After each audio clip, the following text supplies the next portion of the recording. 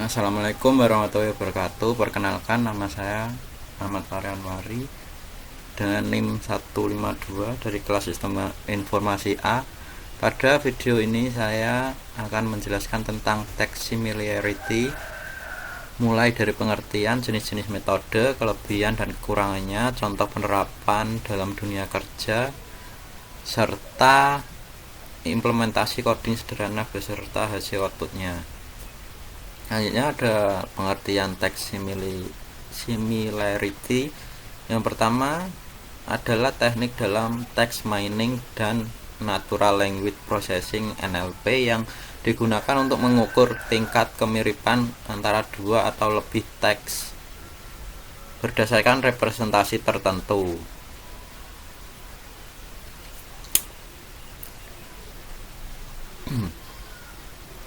Pengukuran ini biasanya menghasilkan nilai numerik antara 0 hingga 1, di mana 0 tidak mirip sama sekali, 1 sangat mirip atau identik.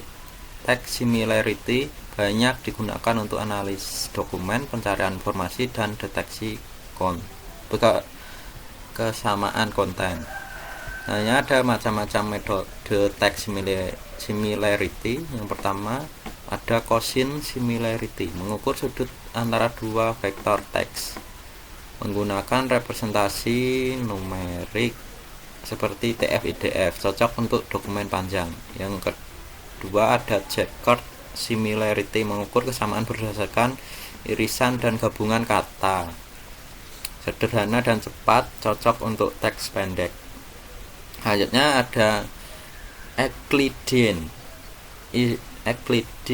Euclidean distance, mengukur jarak antara vektor teks, semakin kecil jarak semakin mirip. Yang terakhir ada semantic similarity, menggunakan embedding word to fact BERT, lebih memahami makna konteks, lebih kompleks secara komputasi. Hanya ada kelebihan dan kekurangan text similarity. Kelebihan membantu mendeteksi kesamaan dokumen secara otomatis. Yang kedua, efisien dalam pencarian dan pengelompokan teks. Yang ketiga, dapat diterapkan di berbagai bidang industri. Yang keempat, mendukung pengambilan keputusan berbasis data. Selanjutnya ada kekurangan. Sensitif terhadap processing teks, pre-processing teks, metode sederhana kurang memahami konteks makna, metode semantik membutuhkan sumber daya besar, hasil bisa bias jika tidak bersih. Ini ada contoh penerapan text similarity dalam dunia kerja. Yang pertama, HR dan rekrutmen, mencocokkan CV pelamar dengan deskripsi pekerjaan. Yang kedua, di pendidikan, deteksi plagiarisme tugas atau skripsi mahasiswa. Yang ketiga, customer service, mengelompokkan pertanyaan pelanggan yang serupa. Yang keempat, e-commerce, merekomendasi produk berdasarkan ulasan pengguna. Yang kelima, media dan jurnalistik, deteksi berita duplikat atau hoax. Yang keenam, tahapan coding text similarity. Tahapan umum yang dilakukan, yang pertama import library, yang kedua input data text, yang ketiga pre-processing, tokenisasi lowercase, yang keempat ekstraksi fitur teks, yang kelima perhitungan nilai similarity, yang keenam menampilkan output hasil. Pada video ini digunakan dua metode, yang pertama yaitu Gaussian similarity, yang kedua Jaccard similarity.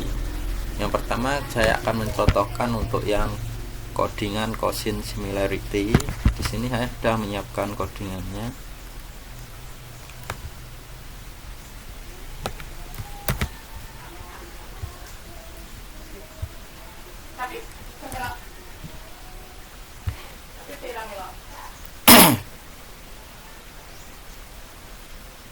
Nah, ini hasil dari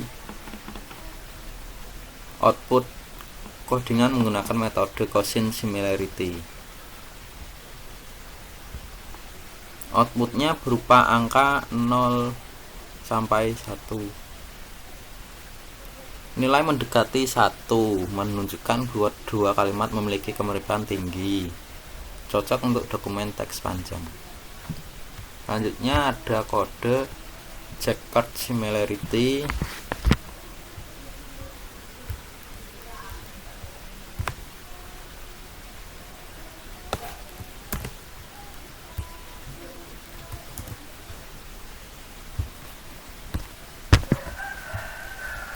Nah, akan muncul output seperti itu, yaitu menghitung kata yang sama dibagi total kata unik, cocok untuk teks pendek, lebih sederhana dibandingkan quotient similarity.